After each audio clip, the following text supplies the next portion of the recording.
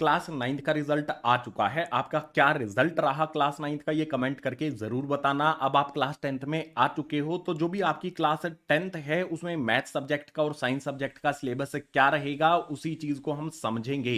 Math subject की बात करेंगे इस वाली वीडियो में, और साइंस के सिलेबस की जानकारी चाहते हो तो उसका लिंक आपको दिया गया है नीचे डिस्क्रिप्शन बॉक्स में। वीडियो को देख लेना लिंक पर क्लिक करके और अच्छी तरह से सिलेबस को समझ लेना। अगर सिलेबस को हम समझ लेंगे ना तो उसको कवर करने में ज्यादा डिफिकल्टी नहीं आएगी। हमें पता होगा कौन कौन से कॉन्सेप्ट हमें कवर करने हैं। सिलेबस के साथ साथ मैं आपको रोड मैप भी देने वाला हूं, यानी कि सिलेबस को कैसे कवर करना है, एग्जाम की तैयारी कैसे करनी है, सारी चीजें बताऊंगा। तो इस वीडियो में क्लास 10th सेशन 2024-25 2025 में जो आपके एग्जाम होंगे बोर्ड वाले, उसमें मैथ का सिलेबस क्या रहेगा और रोड मैप, सारी चीजें इस वीडियो में डिस्कस कर लेते हैं। पहले बात करेंगे सिलेबस की, उसके लिए मूव करते हैं गाइस नेक्स्ट पेज पर।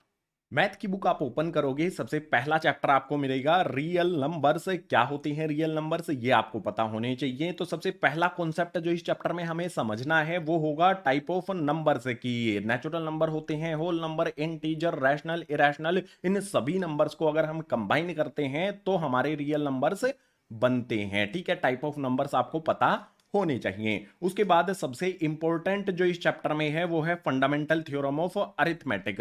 फंडामेंटल थ्योरम ऑफ अरिथमेटिक से ही एलसीएम और एचसीएफ भी फाइंड करने का एक तरीका हमें मिल जाता है। तो ये काफी इंपॉर्टेंट थ्योरम है। 5 मिनट आपको समझने में इस थ्योरम के लगने वाले हैं, 5 मिनट में समझ में आ जाएगी, इतनी आसान है। उसके बाद बात की करेंगे एलसीएम और HCF by prime factorization method. HCF और एलसीएम आपको पहले भी आता होगा, प्राइम फैक्टराइजेशन मेथड का यूज करके फाइंड करना।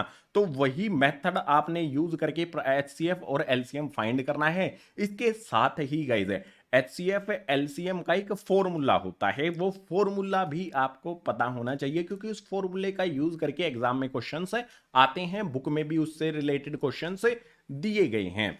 नेक्स्ट यहां पर बात करेंगे इरेशनल नंबर्स की। आपको कुछ नंबर्स दिए होंगे इस तरह से, जैसे आपको दिया होगा √3, 3+ में √2। ऐसे नंबर्स को आपने प्रूव करना होगा कि ये इरेशनल नंबर है। ठीक है, √3 इरेशनल नंबर है, 3+√2 एक इरेशनल नंबर है, या फिर इस तरह से भी दिया जा सकता है 1/√5 ये एक इरेशनल नंबर है। प्रूव करने वाले क्वेश्चंस आएंगे, इनका एक सिंपल मेथड होता है और इस टाइप के जो एग्जाम में क्वेश्चन हमेशा आता ही है। 3 नंबर का क्वेश्चन हर साल एग्जाम में आएगा।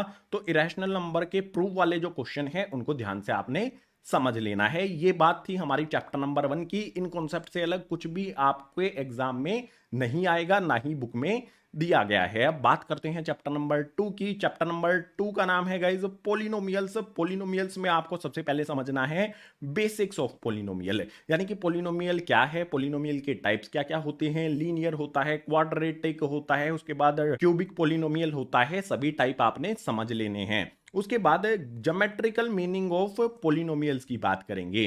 पोलिनोमियल का आपको ग्राफ दिया होगा, आपको जीरोज बताने होंगे। 1 नंबर का क्वेश्चन एग्जाम में आता है। 1 नंबर बहुत आसान कॉन्सेप्ट है हमारा ये वाला। ठीक है, इजीली आप यहां से स्कोर कर लोगे। उसके बाद है फाइंड जीरोज ऑफ पोलिनोमियल। आपको पोलिनोमियल के जीरोज फाइंड करने होंगे, यानी कि पोलिनोमियल को सोल्व कैसे करना है ये वहां पर आपको एक्सप्लेन करना होगा। इस कॉन्सेप्ट में हमें पढ़ने को मिलेगा।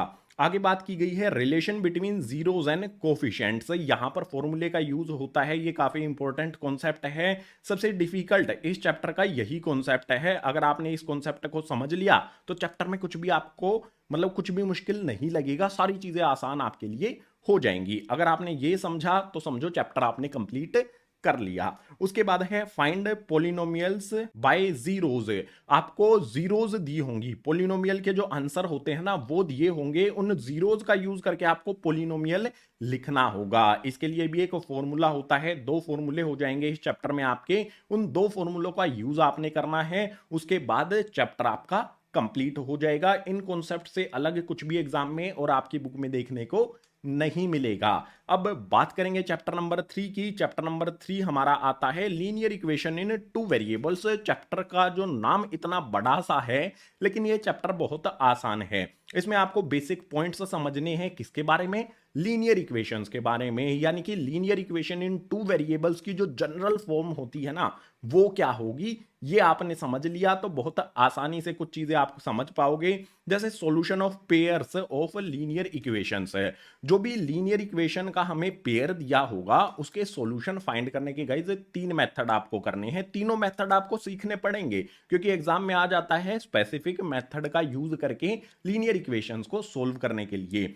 कौन कौन से मेथड हैं? सबसे पहले ग्राफिकल मेथड है, तो ये हम समझ सकते हैं कि एग्जाम में जब जाओगे तो इस चैप्टर से ग्राफ वाला क्वेश्चन आने के चांसेस बनते हैं, आता भी है। उसके बाद बात करेंगे सब्स्टिट्यूशन मेथड की। क्या होता है भाई सब्स्टिट्यूशन मेथड, ये आपको पता होना चाहिए। एलिमिनेशन मेथड क्या होता है, ये भी आपको पता होना चाहिए। ये 3 मेथड आपने समझ लेने हैं। अगर ये 3 मेथड आपने कवर कर लिए तो मोस्ट चैप्टर 99% चैप्टर आपने समझ लिया है। अब 1% क्या बचा है? जब ग्राफिकल मेथड से इक्वेशंस को सोल्व करते हैं तो वहां पर बिहेवियर ऑफ लाइंस होती हैं। जब भी हम पेयर ऑफ लीनियर इक्वेशंस के ग्राफ बनाएंगे, 2 लाइंस बनती हैं, वो लाइंस एक दूसरे को इंटरसेक्ट करेंगी, पैरेलल होंगी या कोइंसिडेंट होंगी। उससे रिलेटेड हमारा ये वाला कॉन्सेप्ट होता है बिहेवियर ऑफ लाइंस। ये भी आपको पता होना चाहिए। एक एक नंबर के 2 क्वेश्चन एग्जाम में हर बार देखने को मिले हैं इस कॉन्सेप्ट से। सो चैप्टर नंबर 3 में मेथड्स आपने समझ लिए तो चैप्टर ऑलमोस्ट कंप्लीट आपका हो जाएगा। अब बात करेंगे चैप्टर नंबर 4 की। चैप्टर नंबर 4 का जो नाम है वो है क्वाड्रेटिक इक्वेशंस। क्वाड्रेटिक इक्वेशन एक पोलिनोमियल ही तो होता है क्वाड्रेटिक इक्वेशन, तो इसकी जनरल फॉर्म क्या होती है ये आप पोलिनोमियल वाले चैप्टर में भी समझ पाएंगे और इस वाले चैप्टर में भी आपको पता चल जाएगी। जनरल फॉर्म से अगला पॉइंट हमें दिया है सॉल्यूशन बाय फैक्टराइजेशन। जो भी फैक्टराइजेशन मेथड होता है क्वाड्रेटिक इक्वेशन को सोल्व करने के लिए, इसका यूज आप क्लास 9th में कर चुके हो। कुछ ही क्वेश्चंस आपने किए थे लेकिन यहां पर पूरी एक्सरसाइज बना के आपको दे दी गई है। तो फैक्टराइजेशन मेथड से आपको क्वाड्रेटिक इक्वेशंस को सोल्व करना है। बहुत आसान लगेगा, एक बार इस मेथड को आपने बस समझ लेना है। उसके बाद एक फॉर्मूला होता है गाइस डिस्क्रिमिनेंट का। ये फॉर्मूला इंपॉर्टेंट है, फॉर्मूला आपने याद कर लेना है। डिस्क्रिमिनेंट के फॉर्मूले से नेचर ऑफ रूट्स फाइंड किए जाते हैं, तो ये दोनों पॉइंट एक दूसरे से कनेक्टेड हैं। डिस्क्रिमिनेंट का फॉर्मूला अगर आपको पता होगा तो नेचर ऑफ रूट्स आप इजीली फाइंड कर सकते हो। उसके बाद एक तो तरीका होता है क्वाड्रेटिक इक्वेशन को सोल्व करने का फैक्टराइजेशन मेथड, दूसरा मेथड भी होता है। दूसरा मेथड क्या होता है? Quadratic formula. आपको एक फॉर्मूला दिया गया है इस बुक में, क्वाड्रेटिक फॉर्मूला बहुत पॉपुलर है। इस फॉर्मूले का यूज करके क्वाड्रेटिक इक्वेशन को कैसे सोल्व करना है ये आपने समझ लेना है। अगर आपने ये कॉन्सेप्ट समझ लिए तो चैप्टर नंबर 4 में कुछ भी अलग नहीं है, एग्जाम में इन कॉन्सेप्ट से हटके कुछ भी नहीं आएगा। बात करेंगे चैप्टर नंबर 5 की, तो चैप्टर नंबर 5 का नाम है, शॉर्ट नेम हमने यहां पर लिखा है एपी, जिसकी फुल फॉर्म होती है अर्थमेटिक प्रोग्रेशन। इस वाले चैप्टर में सबसे आसान चैप्टर मुझे ये लगता है क्योंकि सारा का सारा चैप्टर फॉर्मूला बेस्ड है। फॉर्मूले से अलग कुछ भी क्वेश्चन नहीं बनता है, ठीक है।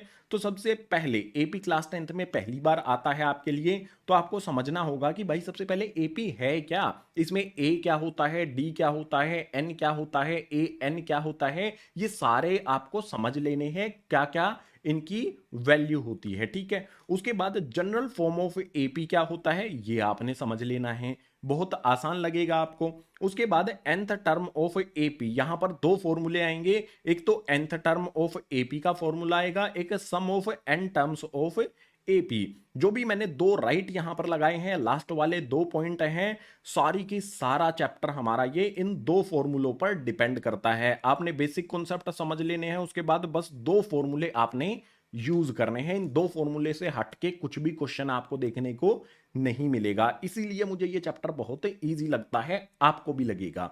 इसके बाद चैप्टर नंबर 5 में इतना ही है। नेक्स्ट हमारा चैप्टर नंबर 6 आएगा जिसमें करेंगे ट्राइएंगल्स। ये थोड़ा सा डिफिकल्ट लगता है स्टूडेंट्स को, लेकिन आपको कॉन्सेप्ट पर फोकस करके जो भी प्रैक्टिस है वो करनी है तो आसान लगने लगेगा। बात करेंगे सबसे पहले चैप्टर नंबर 6 में सिमिलर फिगर्स की। सिमिलर फिगर्स क्या होते हैं ये आपने समझने हैं। आगे यहां पर है सिमिलरिटी ऑफ ट्राइएंगल्स है। सिमिलर फिगर्स क्या होते हैं ये आपने समझ लिया तो आप समझ पाओगे कि किस तरह से ट्राइएंगल एक दूसरे के सिमिलर होते हैं। उसके बाद हमारा यहां पर एक थ्योरम आती है बीपीटी, जिसे थेल्स थ्योरम कहा जाता है। यह बहुत इंपॉर्टेंट थ्योरम है, इस थ्योरम से रिलेटेड बहुत सारे क्वेश्चंस आते हैं और बहुत सारे क्वेश्चंस एग्जाम में भी आए हैं। मतलब एग्जाम में हर बार थेल्स थ्योरम या फिर बीपीटी थ्योरम से क्वेश्चन आता है, जिसको सोल्व करके आप इजीली 5 या 6 नंबर स्कोर कर सकते हो। बड़ा क्वेश्चन आता है इस थ्योरम से रिलेटेड। उसके बाद यहाँ है क्राइटेरिया ऑफ सिमिलर ऑफ ट्राइएंगल्स। जो भी ट्राइएंगल्स होते हैं उनको सिमिलर करने का क्राइटेरिया क्या क्या होता है, रूल क्या क्या होते हैं। तो ए वाला रूल होता है, ए वाला रूल होता है, एस वाला रूल होता है, एस वाला रूल होता है। क्लास 9th में आपने कॉन्ग्रुएंस ट्राइएंगल्स पढ़ा था, उसके कुछ रूल्स थे। यहां पर सिमिलर ट्राइएंगल करने के लिए 4 रूल होते हैं। इन 4 रूल्स को आपने समझ लेना है और समझने के साथ साथ क्वेश्चंस की भी प्रैक्टिस कर लेनी है। ये कॉन्सेप्ट अगर आपने कर लिए तो बहुत आसानी से चैप्टर नंबर 6 को कवर किया जाएगा। थ्योरम आपको डिफिकल्ट लगेंगी लेकिन उनकी प्रैक्टिस जरूर कर लेना, कई कई बार प्रैक्टिस कर लेना, आसान हो जाएगा ये वाला चैप्टर भी। चैप्टर नंबर 6 के बाद चैप्टर नंबर 7 की बात करते हैं। चैप्टर नंबर 7 का नाम है coordinate geometry.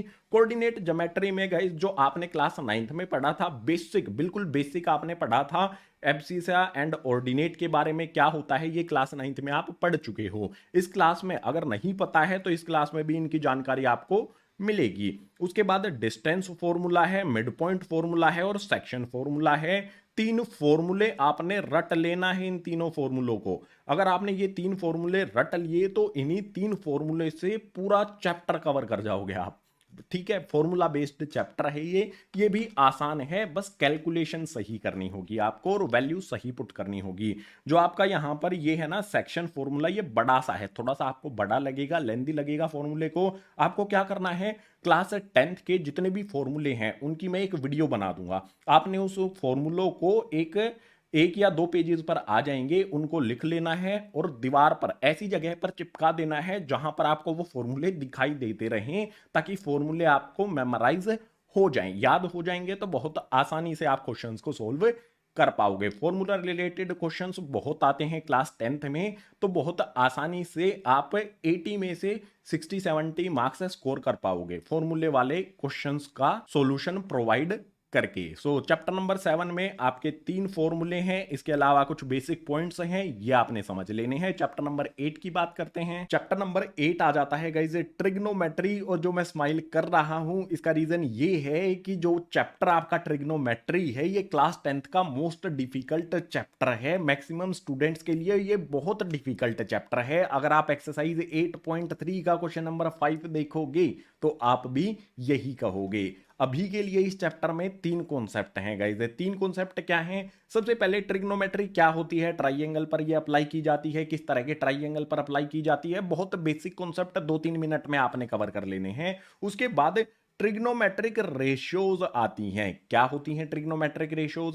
Sine theta, cos theta, tan theta, cot theta, cosec theta और सेकेट थीटा, ये आपने समझ लेनी है। इसकी ट्रिक भी मैंने बताई है जो इस चैप्टर के इंट्रोडक्शन वाली वीडियो होगी उसमें। इसके बाद ट्रिग्नोमेट्री टेबल आ जाता है। जो भी ट्रिग्नोमेट्रिक रेशियोज होती है ना वो कुछ स्पेसिफिक एंगल्स के लिए 30 डिग्री, 45 डिग्री, 60 डिग्री, 90 डिग्री और 0 डिग्री के लिए कुछ स्पेसिफिक वैल्यूज होती हैं। उन वैल्यूज को एक ट्रिग्नोमेट्री टेबल में लिखा गया है, आपकी बुक में भी दिया गया है और ये अगर टेबल आपको बनाना है उस पर वीडियो भी बनाई गई है। इसके बाद यहां पर आता है सबसे डिफिकल्ट टास्क आपका ट्रिग्नोमेट्रिक आइडेंटिटीज। वैसे तो बिल्कुल 3 ही आइडेंटिटीज हैं, 3 ही फॉर्मूले हैं ट्रिग्नोमेट्रिक आइडेंटिटीज वाले, लेकिन जब इन 3 फॉर्मूलों का यूज करके किसी क्वेश्चंस को सॉल्व करना होगा ना तो नानी याद आने वाली है बहुत सारे स्टूडेंट्स को। मैक्सिमम स्टूडेंट्स के लिए ये डिफिकल्ट चैप्टर इसीलिए कहा जाता है। लेकिन आपको डरने की जरूरत नहीं है, ग्रीन बोर्ड आपके साथ है। आपकी जो भी एक्सरसाइज होगी इसको कराया जाएगा। सारे क्वेश्चंस कैसे आसानी से सोल्व करने हैं, कुछ ट्रिक्स बताऊंगा, कुछ मेथड्स बताऊंगा, आप आसानी से इनको सोल्व कर पाओगे। अब चैप्टर नंबर 8 के बाद चैप्टर नंबर 9 की बात करेंगे तो चैप्टर नंबर 9 होता है हमारा ट्रिग्नोमेट्री से ही रिलेटेड एप्लीकेशंस ऑफ ट्रिग्नोमेट्री। जो पीछे वाले चैप्टर में हम ट्रिग्नोमेट्री पढ़ेंगे उसकी एप्लीकेशंस क्या क्या हैं, यूजेस क्या क्या हैं, ये भी आपको बताया जाएगा। तो ये समझने के लिए आपको एंगल ऑफ एलिवेशन और एंगल ऑफ डिप्रेशन समझना होगा। ये 2 पॉइंट बहुत आसान है, दोनों समझने के बाद ट्रिग्नोमेट्रिक रेशियोज आपने पढ़नी होंगी। ट्रिग्नोमेट्रिक रेशियो जो पीछे वाले चैप्टर में हम समझ चुके हैं वही सेम ये रहेंगी, और ट्रिग्नोमेट्री टेबल जो पीछे वाले चैप्टर में हम समझ चुके होंगे वही टेबल का यूज करके इसमें जो भी क्वेश्चन है ना वो सोल्व किए जाएंगे। और आपको बता दूं, अगर आपके एग्जाम में बड़ा क्वेश्चन जो आता है ना 6 नंबर का, इसी चैप्टर से बड़ा क्वेश्चन आपके एग्जाम में देखने को मिलने वाला है। बहुत आसान लगेगा अगर सही तरह से क्वेश्चंस को आप समझेंगे। चैप्टर नंबर 8 जो बहुत डिफिकल्ट है, चैप्टर नंबर 9 उतना ही इजी लगेगा आपको।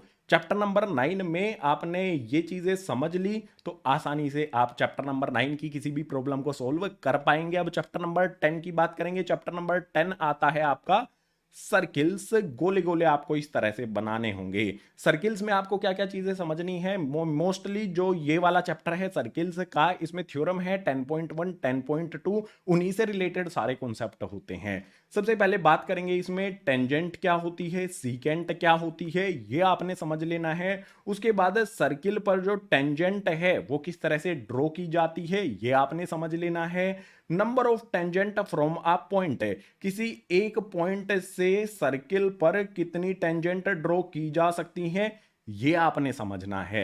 और इन टेंजेंट में किस तरह से रिलेशन होता है ये भी आपने समझना है। इसके अलावा थ्योरम आती है 10.1 और 10.2। अगर आपने इन दोनों थ्योरम को किया और समझ लिया तो आसानी से इस चैप्टर का कोई भी क्वेश्चन आप आसानी से हल कर पाओगे। बहुत इजी चैप्टर है। जो आपको थ्योरम दी गई हैं 10.1 और 10.2 ये भी दोनों बहुत इजी लगेंगी आपको। चैप्टर नंबर 10 में आपको बस इतना ही करना है। चैप्टर नंबर 11 की बात करेंगे, उसमें आपने क्या करना है। चैप्टर नंबर 11 का नाम है एरिया रिलेटेड टू सर्किल्स। पीछे वाला चैप्टर सर्किल्स था जिसमें टेंजेंट और सिकेंट की बात की गई थी। यहां पर हम बात करेंगे सर्किल के एरिया की। सर्किल का एरिया कैसे फाइंड करते हैं, पाई आर स्क्वायर फॉर्मूला होता है, ठीक है, उसी फॉर्मूले को आपने याद रखना है। तो इस चैप्टर में जो सबसे पहला कॉन्सेप्ट आता है वो यही होगा, एरिया ऑफ सर्किल आपको फाइंड करना आना चाहिए, सर्कमफ्रेंस ऑफ सर्किल आपको फाइंड करना आना चाहिए, दोनों के लिए फॉर्मूला होता है। इसके बाद एरिया ऑफ सेक्टर क्या होता है आपको समझना होगा कि सेक्टर क्या होता है, माइनर सेक्टर, मेजर सेक्टर, ये चीजें आपको समझनी है। और उसका एरिया कैसे फाइंड करना है ये इसके लिए फॉर्मूला होता है। इंट्रोडक्शन वाली वीडियो जो भी है इस चैप्टर की सारे कॉन्सेप्ट उसमें एक्सप्लेन किए गए हैं। इसके बाद एरिया ऑफ सेगमेंट की बात की गई है। माइनर सेगमेंट, मेजर सेगमेंट क्या होते हैं दोनों चीजें बता देनी है, और इसके लिए भी फॉर्मूला होता है वो आपने समझ लेना है। अगर आपने फॉर्मूले समझ लिए ना, मेनली आपको चैप्टर में क्या चीजें करनी है, एरिया ऑफ सेक्टर और एरिया ऑफ सेगमेंट पर काम करना है। ज्यादातर क्वेश्चन से इसी कॉन्सेप्ट से हैं। उसके बाद लेंथ ऑफ आर्क से रिलेटेड भी एक दो क्वेश्चंस आपको देखने को मिल जाएंगे। तो चैप्टर नंबर 11 में आपने सेक्टर और सेगमेंट से रिलेटेड जितने भी आपके कॉन्सेप्ट हैं वो समझ लेने हैं। दो फॉर्मूले बनेंगे, दोनों फॉर्मूलों का यूज करके एरिया ऑफ सेक्टर और एरिया ऑफ सेगमेंट फाइंड करना समझ लेना है कैसे करना है, तो आपको आसानी से ये चैप्टर समझ में आ जाएगा। चैप्टर नंबर 12 पर मूव करेंगे। चैप्टर नंबर 12 में सरफेस एरियाज एंड वॉल्यूम की बात की गई है। इस चैप्टर के फॉर्मूले जो हैं वो क्लास 9th में आप पढ़ चुके हो, वही फॉर्मूले रहेंगे। क्लास 9th में आपने कितने पढ़े थे, 12 से 13 फॉर्मूले पढ़े थे आपने क्लास 9th में, लेकिन यहां पर वो फॉर्मूले 15 से 16 हो जाते हैं, ठीक है। 15-16 फॉर्मूले आपको पढ़ने होंगे। क्या करना है, एक पेज पर सारे फॉर्मूले लिख लेने हैं, दीवार पर चिपका देने हैं, ऐसी जगह पर जहां आपको वो दिखाई देते रहें, फॉर्मूले आसानी से याद हो जाएंगे, ठीक है। तो यहां पर आपको क्या क्या चीजें करनी है, देखो गाइस, कर्व्ड सरफेस एरिया यानी कि CSA, TSA यानी कि टोटल सरफेस एरिया, और वॉल्यूम आपको फाइंड करना है। किस किसका फाइंड करना है, क्यूब के लिए फाइंड करना है, क्यूबॉइड के लिए फाइंड करना है, कोन के लिए फाइंड करना है, सिलेंडर के लिए फाइंड करना है, हेमिस्फीयर के लिए फाइंड करना है। अब आप कहोगे कि आपने स्फीयर मिस कर दिया, तो स्फीयर के लिए आपको टोटल सरफेस एरिया और वॉल्यूम, इसके सिर्फ दो ही फॉर्मूले बनेंगे। तो मोटे मोटे तौर पर अगर हम देखें तो कितने फॉर्मूले हो गए, 3, 6, 9, 12, 13, 14 और 3, ये हो जाते हैं 17 फॉर्मूले, ठीक है। 16 नहीं, यहां पर लिखेंगे हम 17 फॉर्मूले। आपको 17 फॉर्मूले याद करने हैं, उसके बाद इस चैप्टर में अप्लाई कर देने हैं क्वेश्चंस पर। बहुत आसानी से इस चैप्टर को सोल्व कर लेना है। देखो गाइस, अगर फॉर्मूला बेस्ड चैप्टर होता है ना तो बहुत आसान हो जाता है हमारे लिए, क्योंकि फॉर्मूला आपको पता है, फॉर्मूला अप्लाई करना आपको आता होगा, उसके बाद कैलकुलेशन ही तो बचती है मैथ्स में, यही आपको करना है बस। चैप्टर नंबर 12 कंप्लीट कर लेना है। सबसे पहले आपका उद्देश्य ये होगा चैप्टर नंबर 12 को लेके कि इसके जो भी फॉर्मूले हैं उनको लिखो और याद करो। अब बात करेंगे चैप्टर नंबर 13 की। चैप्टर नंबर 13 का नाम है गाइस स्टैटिस्टिक्स। स्टैटिस्टिक्स में मीन, मीडियन, मोड आपको फाइंड करना है। ठीक है, मीन फाइंड करना है, मीडियन फाइंड करना है और मोड फाइंड करना है। तीनों के लिए फॉर्मूले होते हैं। ठीक है, मीडियन का फॉर्मूला है, मोड का फॉर्मूला है, फॉर्मूला बेस्ड चैप्टर है, लेकिन मीडियन में ही कुछ डिटेल्स हैं वो आपने समझनी है, जैसे क्यूमुलेटिव फ्रीक्वेंसी क्या होती है। मोड की भी कुछ डिटेल्स हैं, एच क्या होता है ये आपको समझना है। ठीक है, क्लास इंटरवल क्या होता है ये आपको समझना है। अब बात करें अगर मीन की, तो मीन को फाइंड करने के 3 मेथड हैं। आपको कोई एक मेथड नहीं समझना है, आपको तीनों मेथड पता होने चाहिए, तभी एग्जाम में इससे रिलेटेड क्वेश्चन आप सोल्व कर पाओगे। एक बड़ा क्वेश्चन 6 नंबर का इस चैप्टर से आपको देखने को एग्जाम में मिलने वाला है। तो मीन फाइंड करने के लिए डायरेक्ट मेथड होता है, बहुत आसान मेथड होता है। इससे थोड़ा सा डिफिकल्ट मेथड होता है एज्यूम्ड मीन मेथड, और इससे भी डिफिकल्ट होता है स्टेप डेविएशन मेथड। अगर आपने ये तीनों मेथड समझ लिए मीन फाइंड करने के, और मीडियन और मोड को भी समझ लिया, तो 6 नंबर का क्वेश्चन इस चैप्टर से आएगा, उसको आसानी से सोल्व कर दोगे। ठीक है, मतलब आपको इस चैप्टर में मेनली 3 मेथड तो ये हो गए, मीडियन फाइंड करने का और मोड फाइंड करने का, टोटल 5 मेथड समझने हैं। 5 मेथड आसानी से समझ में आ जाएंगे और इसके बहुत सारे क्वेश्चंस की आपने प्रैक्टिस कर लेनी है।